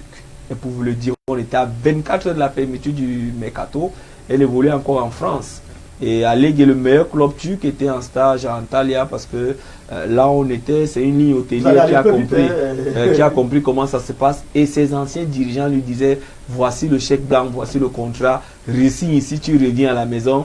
Si vous n'avez pas fait les bonnes choses dans un pays, si vous n'avez pas fait les bonnes choses dans un championnat, je crois qu'un club ne va pas vous donner pas de blanc, surtout le club à Ligue, qui est pratiquement le meilleur club sur les 5 dernières années du côté de la Turquie. Donc, véritablement, chapeau haut à cet artiste. Et je crois qu'on fait que là où elle est là, elle sait déjà quelle est sa destination. Parce que de ce côté, au moins, elle a maîtrisé. Et je vais louer les efforts et saluer Roger Nyung qui l'accompagne toujours dans ce cadre-là, qui lui permet toujours de prendre la bonne décision. Bon vent à vous, Henriette Michel Akaba. Je rappelle, vous avez le bonjour du coach Joseph Ndoko qui est en train de nous suivre. Me demande de vous passer le bonjour. Bonjour, coach de luxe. Exactement, c'est ce que m'a dit ma fille de luxe. Coach Joseph Ndoko qui est en train de nous suivre. Merci à vous. Vous revenez quand vous voulez. On vous souhaite beaucoup de bonnes choses. On va prendre, mesdames et messieurs, amis téléspectateurs, une petite respiration, le temps pour nous de prendre la prochaine thématique de cette émission. Passé de 27 minutes, encore une trentaine de minutes à passer ensemble dans le cadre de Franc Jeu sur LTM Télévision, votre rendez-vous dominical sur la politique sportive camerounaise et mondiale. On revient sur les sujets les plus brûlants du sport au Cameroun et ailleurs. Après avoir parlé des Lions Indomptables, on était là avec Henriette Akaba, Lion Indomptable, qui a passé plus d'une dizaine d'années dans la tanière. On prend actuellement le coach Casimir Manguet. Lui, je ne dis pas qu'il a passé une dizaine d'années dans les stades, mais il nous dira plus d'une trentaine d'années. Coach émérite, il maîtrise parfaitement le football camerounais et même international. Bonjour, coach. Merci, bonjour à vos auditeurs, bonjour à vos téléspectateurs et bonjour à tous les panélistes. Déjà, coach, nous sommes ravis de vous avoir. On rappelle que vous aurez dû être là pour la première thématique parce qu'on aurait souhaité avoir vos analyses tactico-techniques des choix du coach. Malheureusement, on n'a pas voulu évoquer beaucoup cet aspect parce qu'on n'avait pas de techniciens sur le plateau. Mais comme on le dit, mieux vaut tard que jamais. Ce n'est que partie remise, je l'espère, désormais. Ce n'est que partie remise désormais. Parlons de l'autre articulation de cette émission de Franc Jeu de ce dimanche. La Fédération camerounaise de football et son équipementier, le corps sportif, sont en désaccord depuis quelques semaines, alors que la FICAFOOT a décidé de rompre le contrat avec l'équipementier français le 1er juillet dernier. Le corps sportif, de son côté, réaffirme son engagement à travailler avec l'instance fêtière du football camerounais et menace de la traîner en justice en cas de rupture abusive du contrat. Les méandres de cette affaire, c'est dans cette émission. Je vais commencer avec vous, Monsieur Bernard Basson. Il faut dire que vous êtes juriste de sport, juriste spécialisé dans les questions de droit et d'économie de sport. On va aller en étapes. Tout d'abord, on commence avec la rupture de contrat annoncée par la Fédération camerounaise de football. Cela a été rendu public dans un communiqué de la FECAFOOT qui a précisé son intention de se séparer du corps sportif à l'issue de la CAN 2023. Première interprétation, est-ce que le droit a été respecté? C'est compliqué d'y répondre de façon sèche, mais il y a des éléments qui peuvent nous donner une trajectoire.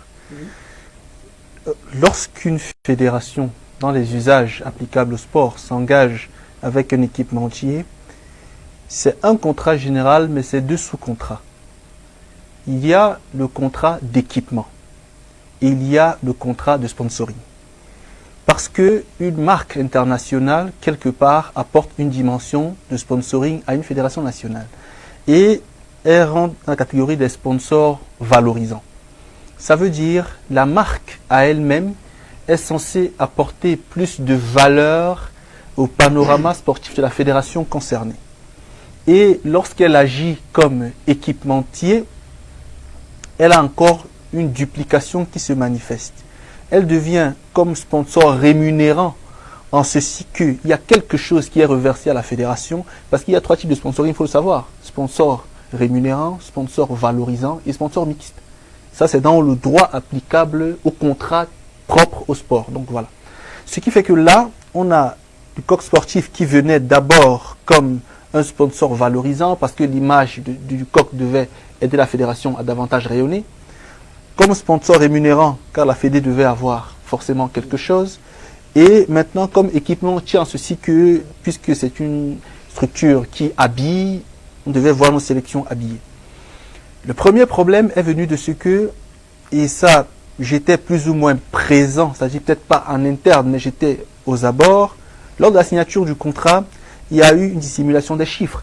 Pour certains, ça passait comme rien. Tout de même, il y a une signature de contrat parce qu'il y a certains là qui s'arrangent à dire qu'il n'y a jamais eu signature d'un contrat entre le coq sportif. De toutes les façons, de ce que j'ai vu, de ce que j'ai entendu, de ce que j'ai pratiquement vécu, il y a eu accord. Il y a eu accord. Oui, je pense qu'il y a eu accord.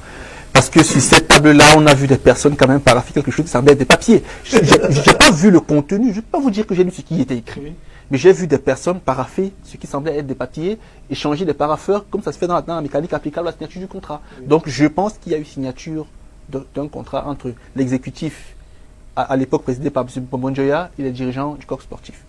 Maintenant, il y a eu un souci, c'est qu'on se demandait qui représentait le coq sportif, parce qu'on semblait ne pas avoir le directeur général même de la marque. C'est ce que certains disaient. Moi, je n'ai pas trop fait des fouilles là-dedans.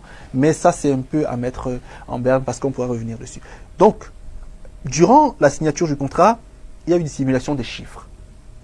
Cela m'a posé problème en ceci que les chiffres qui étaient passés entre les parties devaient être déclarés pour 2 raisons. La première raison, pour qu'on établisse un rapport entre ce qui sera fourni et ce qui a été promis. La deuxième raison, parce que ces chiffres devaient être communiqués aux impôts forcément. Donc pourquoi dissimuler des chiffres qui doivent être tôt ou tard communiqués au fisc? Il y a eu problème. Ça, c'est passé. Lorsque M. Eto'o prend la FECAFOOT, il fait ce qu'il devait faire en ceci que moi, en tant que conseil juridique, tout le monde le sait, ce n'est plus un secret. Je suis proche de la Fédé actuelle et très proche de la Fédé actuelle. Il fallait procéder par un audit. Et l'audit juridique demande un balayage complet de tous les contrats. Et on produit à l'issue un rapport d'audit. Je ne sais pas s'il a été produit. Et donc dans ce rapport d'audit-là, on détermine comment est-ce que ces contrats ont été passés, dans quelles conditions, et est-ce qu'ils sont exécutés comme ils devraient l'être. Est-ce que vous me comprenez un peu? Je fais l'effort d'être le plus pratique possible pour qu'on se comprenne. En l'espèce, donc, il apparaît, je ne vous donnerai pas d'informations qui pour l'instant restent confidentielles, que... Pourtant, vous êtes là pour ça aussi. Ce qui est confidentiel l'est. Tant que je n'ai pas reçu mandat de dire, je ne dirai rien. Parce que dès que j'ai eu vent de ce que la FECAFOOT a rompu le contrat avec coq sportif parce qu'il y avait eu des clauses éventuellement dissimulées ou des rétrocommissions, je suis allé à la source direct me renseigner. La première personne m'a opposé un non-lieu, ça veut dire, elle m'a dit, je ne sais pas. Mais la seconde et la troisième que j'ai abordées en interne à la fédération m'ont donné des informations, mais qui sont strictement confidentielles. Donc je ne les dirai pas ici aujourd'hui. Peut-être je vous les dirai plus tard. Alors ce que je veux dire, c'est que il apparaît que le coq sportif était entre autres censé ouvrir 2 boutiques au Cameroun. C'est ce qui se dit. À Yaoundé et à Douala, c'est ce qui se dit et ça ne s'est pas fait. Il apparaît que le coq sportif devait habiller toutes les sélections. Il apparaît, je dis pas, j'ai pas eu le contrat, je vous dis ce qui se dit, ce qui n'a pas été fait. Et il apparaît qu'il y a des rétrocommissions qui sont données à d'autres personnes, autres que les exécutifs actuels de la FECAFOOT. Ça, je ne peux l'affirmer, je ne l'affirme pas, je dis il apparaît. Maintenant, aujourd'hui, juridiquement parlant, qu'est-ce qui se passe? La procédure engagée par la FECAFOOT pour rompre le contrat, juridiquement parlant, elle est brutale. Il n'aurait pas dû se faire ainsi. Ça veut dire, même lorsqu'il y a un rapport d'audit qui démontre qu'un contrat est mal exécuté ou inexécuté, vous interpellez la personne débitrice d'obligation d'exécuter le contrat, vous lui demandez pourquoi est-ce que ceci n'est pas fait comme cela. Et vous avez des explications qu'on vous présente. Si donc ça ne se fait pas comme cela, vous lui dites, j'entends résilier le contrat. Alors, venez, on s'assied pour résilier le contrat. Parce que la rupture unilatérale du contrat, justement, donne droit à des conséquences de droit. Donc vous, disons, le communiqué du coq sportif, je ne vais pas dire menaçant, mais faisant savoir à la FECAFOOT qu'en cas de rupture abusive, qu'elle pourrait traîner la FECAFOOT à tout son droit, tout son sens. Je vais répondre oui et non. Oui, parce que en tant qu'équipementier qui se sentirait éventuellement lésé dans ses droits, oui. Mais les termes contenus dans la lettre sont extrêmement pédants, pompeux, présomptueux et ridicules. Vous n'allez pas menacer une fédération, clairement. Vous pouvez lui dire, ok, nous pensons que dans le contrat, nous avons exécuté ce qu'on aurait dû exécuter. Votre position ne nous enchante pas. Alors, on pense que si le contrat est rompu abusivement, alors nous allons saisir la société judiciaire, simplement. Mais nous vous interpellons pour une dernière fois. Mais ça, on se prend pour qui, là? Le communiqué, je crois qu'il a vraiment, les spectateurs. C'est grotesque et c'est ubuesque. Autant je pense que le coq sportif a le droit, si elle estime la marque avoir été lésée, de saisir la justice, autant je pense qu'elle ne devrait pas s'adresser comme ça à la fédération. Non. Donc là, je pense que juridiquement parlant, il y a beaucoup d'éléments à prendre en compte. Mais tout ce qui m'intéresse, ça peut sembler risible, mais je l'ai dit dans un groupe, c'est que c'est une bonne affaire. Donc, si je suis impliqué dans le contentieux, ça me fait beaucoup d'honoraires. Avant de donner la parole à Daniel Injek, je vais prendre le coach qui est quand même la coach. Coq sportif au Cameroun. La FECAFOOT est, disons, le torchon brûle, est en désaccord avec la marque. Avant d'aller sur tout ce qui est juridique, contentieux, est-ce que vous pensez vraiment, est-ce que vous trouvez juste ou alors, est-ce que la FECAFOOT devrait se séparer du coq sportif au regard de ce que le coq a apporté au Cameroun depuis quelques temps? Bon, c'est vrai que c'est pas indiqué à une calebasse d'entrer dans la danse des morceaux de bois. Parce que moi, je suis une calebasse et les histoires de droit, ce sont les morceaux de bois. C'est pas où est-ce que je me casserai la figure. Je milite comme un bantou pour le bon sens, que vous les intellectuels avez appelé le long crayon, qui aujourd'hui nous met en mal parce que on a mis de côté la sagesse, comme j'entendais tout à l'heure avec beaucoup de... comment on va dire ça, j'entendais M. Basson tout à l'heure, c'est aussi avec toute la simplicité pour que tout le monde comprenne. Ça, ce n'est pas le long crayon qui nous met très en difficulté, c'est à cause du long crayon, parce que quand il y a la sagesse, on prend du recul, on sait ce qu'on doit faire. Et moi, je ne peux pas imaginer que je peux ajouter quelque chose de plus que ce que a dit M. Basson. Le bon sens doit prévaloir.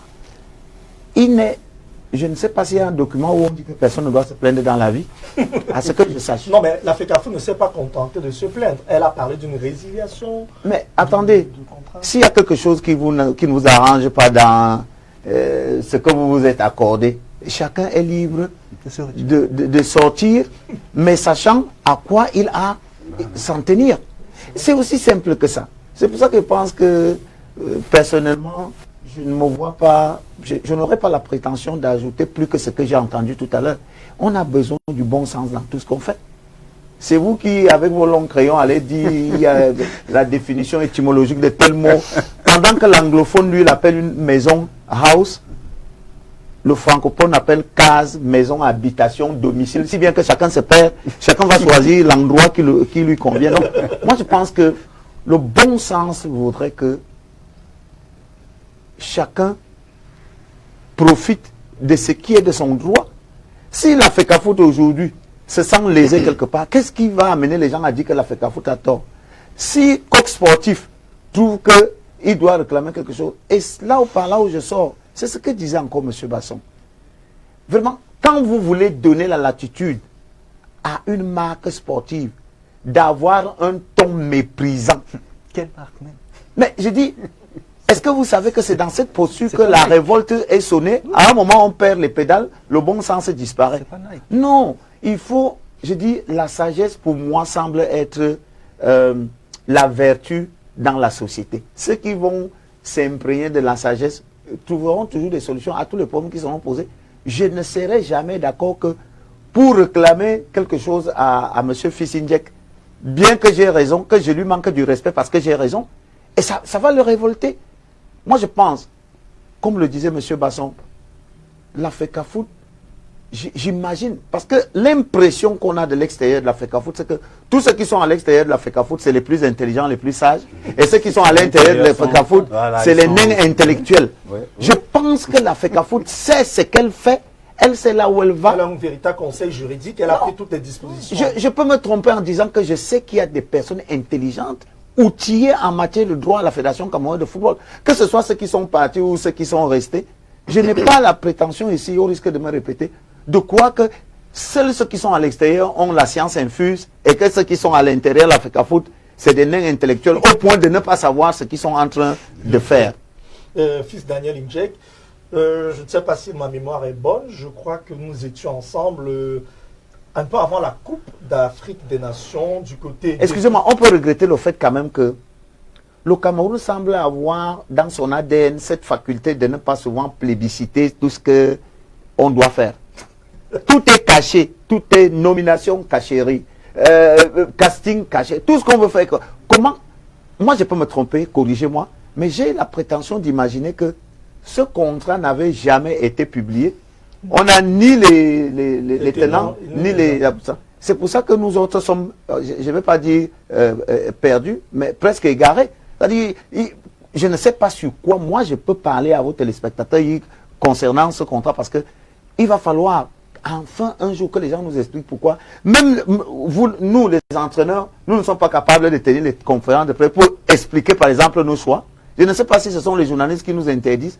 Pourquoi on cache tout au Cameroun? J'ai envie de me poser cette question. Bonne question. Fils Daniel, je crois que pour nous, tout n'est pas caché. Pourquoi? Je disais, en marge de la Coupe d'Afrique des Nations, on a quand même eu le privilège, quelques journalistes, on a été reçus par le directeur général de la marque Coq Sportif, Marc-Henri Bossir. C'était non loin des studios actuels de LTM à Yaoundé, puisque c'était à Itoudi.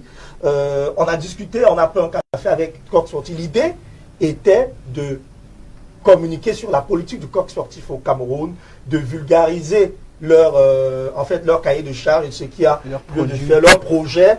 Notamment, il a parlé des boutiques. Coq Sportif, nous avait à voir à l'époque qu'ils avaient un projet de construire des boutiques, mais Coq Sportif ne comprenait pas pourquoi ils avaient l'impression qu'il y avait une certaine animosité des Camerounais envers la marque, parce que Coq Sportif ne comprenait pas qu'après tout le temps passé par Puma, aucune boutique de Puma n'a été conçue au Cameroun. Mais on demande à Coq Sportif, qui n'a même pas encore passé le 10e du temps de passer par Puma, d'avoir plusieurs boutiques. Entre autres, beaucoup de choses avaient été remises en cause. Est-ce que vous pouvez nous donner quelques informations, puisque tout à l'heure, Bernard Basson parlait des rétrocommissions. Je vais rapidement revenir sur 2-3 choses. Oui. On a la chance d'avoir un brillant juriste avec nous. Oui. C'est un ami, c'est un frère. Est-ce que Maître Basson a le sceau de confidentialité dans les contrats sportifs? Oui. Si mais vous avez... c'est pas une... Non, je réponds complètement. Est-ce qu'il est possible que certaines clauses contractuelles soient considérées comme confidentielles? Oui. Mais est-ce que les clauses financières doivent être confidentielles? Non, parce que un contrat qui va générer des revenus, puisqu'il faut déclarer ces revenus-là au fisc. Le contrat des sportifs, généralement, la clause financière est dévoilée sur les salaires des sportifs et sur le montant du transfert, mais c'est souvent les clauses peut-être relatives aux autres choses qu'on peut dissimuler. Ça veut dire que dans un contrat de cette nature-là, vous savez combien Nike reverse à Liverpool? Vous savez combien Adidas reverse au club sponsor? Est-ce qu'on se comprend un peu? Je dis bien, il y a des clauses confidentielles qui existent. Permettez-moi de prospérer. J'ai voulu que vous expliquiez ça. André Onana, vous êtes une agence aujourd'hui, et je le sais. Vous payez les impôts au fisc. Je prends un cas simple. La fédération, vous venez avec un contrat à la fédération. Est-ce qu'on ne doit pas vous payer un pourcentage? Ça, c'est pour revenir sur les rétrocommissions. Ça se paye toujours parce que ce n'est pas la fédération du tout personne qui va discuter. Non, je vous en prie, je vais arriver. Non, c'est pas la rétrocommission. Non, la rétrocommission. La commission doit être payée. C'est ce qu'on considère aujourd'hui comme la rétrocommission du côté de la fédération. Maintenant, permettez-moi. Oui, donc, l'audit de la fédération, l'audit a été commandé à la fédération. Vous avez dans le rapport de cet audit? Non, il dit qu'il n'a pas. Ah, donc, est-ce que Pouma, je vais poser au moins le rapport aura je vais poser une série, je vais poser une série d'interrogations. Allez-y. Pouma a ouvert une boutique au Cameroun? Non. Après combien d'années? Près de 20 ans. On n'a vu aucune boutique. Coq Sportif en arrivant, permettez-moi, Coq Sportif au Cameroun, en ce moment, vous partez au village noir. Vous avez un Coq Sportif store dédié au Lion et Nota. Vous allez à City, vous allez dans tous les City Sports. Tous les City Sports Cameroun, je pense qu'il y en a à Douala, il y en a, je vous en prie. Permettez-moi de, je vous en prie, ils ont dit moi j'ai été à l'hôtel Hilton, à la signature du contrat. Et on a posé les mêmes questions sur le plan, on a eu toutes les autres informations, sauf l'information sur le plan financier. Donc le contrat a été signé. Maintenant, vous aviez évoqué, ça c'est le quotidien du journaliste qui peut se retrouver avec Onana, qui peut se retrouver avec Basson. Je crois qu'en parlant de Coq Sportif avait une ambition.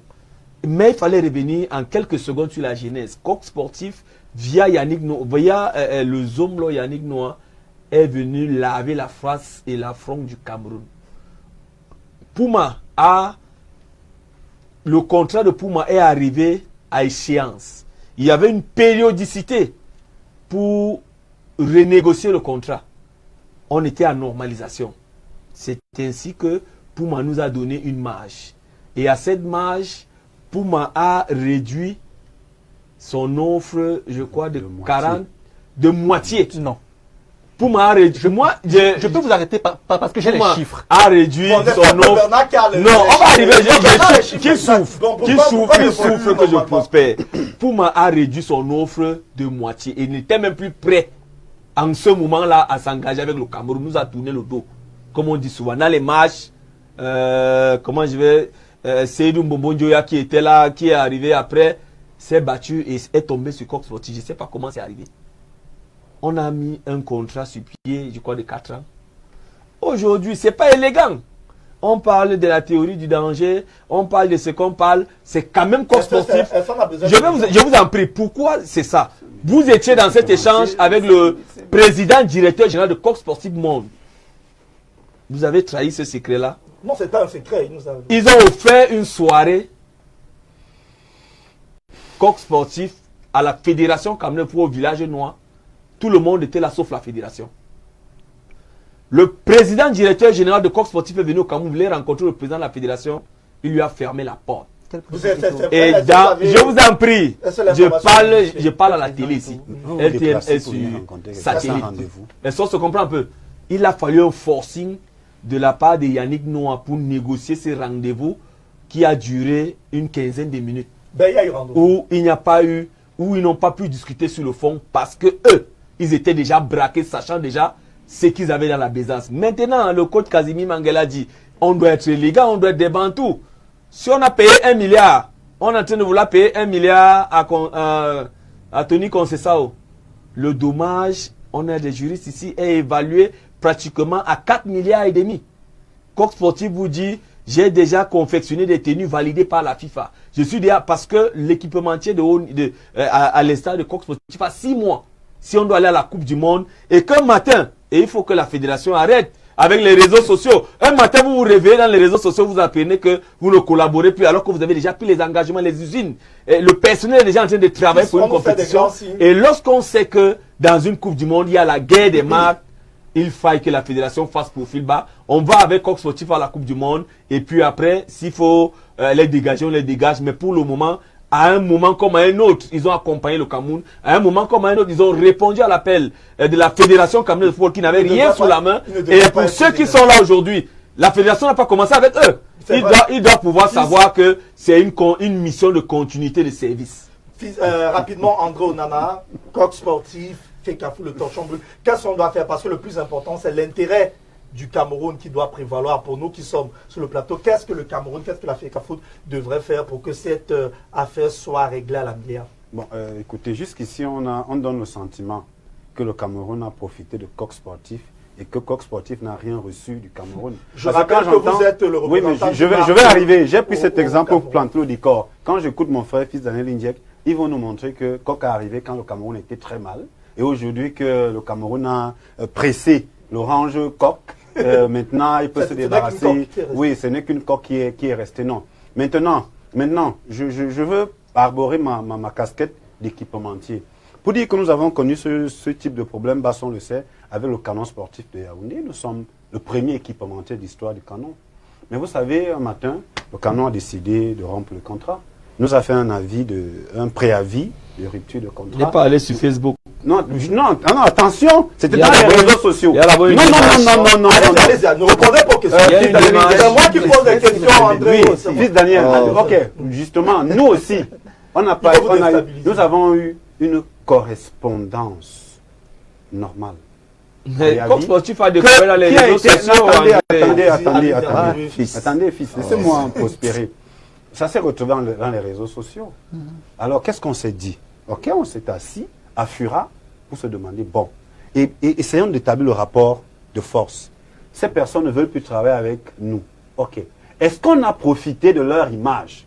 Oui. Pourquoi? Parce que grâce au canon, nous avons signé avec l'une des plus grandes équipes de football féminin en Afrique, en Mani, en RDC. Nous sommes en train de signer avec Otoyo, qui est le meilleur club au Congo. On s'est dit, mais attention, qu'est-ce que Canon nous a produit? Est-ce qu'on doit aller en guerre contre... On n'a plus trop de temps. Oui, non, je sais pourquoi c'est important. Est-ce qu'on doit aller en guerre contre le canon sportif parce qu'ils ont décidé de rompre le contrat avec nous? Attention. Et ils ont fait un préavis le 28 décembre qui se terminait le 28 mars. Mais le lendemain du préavis, ils ont mis le logo de Macron sur le papier en tête du canon. C'est-à-dire que votre bailleur vous dit, ok, je vous donne 3 mois pour partir de ma maison, mais pendant que vous y êtes, il vous enjoint un autre bailleur, un autre locataire. Ok, c'est pour vous dire quoi? C'est pour vous dire que Coq Sportif est très mal placé pour parler de la sorte à la Fédération camerounaise. Ah, donc vous prenez seulement le revers de la médaille. Je suis en train Vous prenez le revers de la médaille. Fils Daniel, voilà un juriste qui vous a dit tout à l'heure. Lui-même, il a regardé ça. Attendez, donc vous prenez seulement le revers de la médaille. Laissez-moi prospérer, je vais chuter pour vous dire que Coq Sportif s'est fait un excellent nom avec la Fédération camerounaise de football, avec le label Lions Indomptables. Coq Sportif habille Saint-Étienne. C'est consommé. Bernard. C'est consommé. C'est terminé. Je le dis. Nous en sommes là. À quoi doit-on s'entendre dans les prochains jours? Probablement un contentieux, parce que je ne pense pas que la FECAFOOT va revenir sur sa position. Impossible. Et le Coq Sportif, aussi présomptueux qu'il a été, va certainement engager une affaire devant les juges. Mais je pense globalement que, de manière réelle, le label Coq Sportif est inférieur au label Lyon en termes d'équipement. C'est mon avis, je peux me tromper. Ça veut dire que c'est pas Nike ou Adidas contre qui on devait forcément se plier. C'est Coq Sportif qui ne vaut pas encore ce qu'est le label Cameroun, le 10e pays. En espérant que vous allez signer Nike ou bien Adidas. C'est pas ce que j'ai dit. C'est pas ce que j'ai dit. J'ai bien dit que la démarche n'a pas été la meilleure, je l'ai dit, mais on n'a pas à se faire insulter comme par un équipementier. Merci à vous, messieurs. Fils Daniel, je vous promets, on va revenir sur ce sujet, puisqu'on n'a pas eu assez de temps. Coach Casimir Monguet, toutes nos excuses, c'est vrai qu'on n'a pas eu assez de temps pour échanger, mais très prochainement, les studios vous sont ouverts, on pourra échanger sur plein de thématiques. On n'a pas pu aborder la thématique relative au CAF Awards qui auront lieu le 21 juillet prochain avec 2 Camerounais dans la shortlist du prix du meilleur joueur africain. On dit merci à vous, amis téléspectateurs, d'avoir suivi cette émission. Il faut savoir que Hervé Junior Menon, malheureusement, a été victime d'un accident, raison pour laquelle il n'est plus à la présentation de ce programme, mais il va nous revenir très bientôt puisqu'il récupère très bien. On lui souhaite d'ailleurs un prompt rétablissement. Hervé Junior Maison, on remercie la direction générale de LTM Télévision. Merci à tous et à toutes et à dimanche prochain.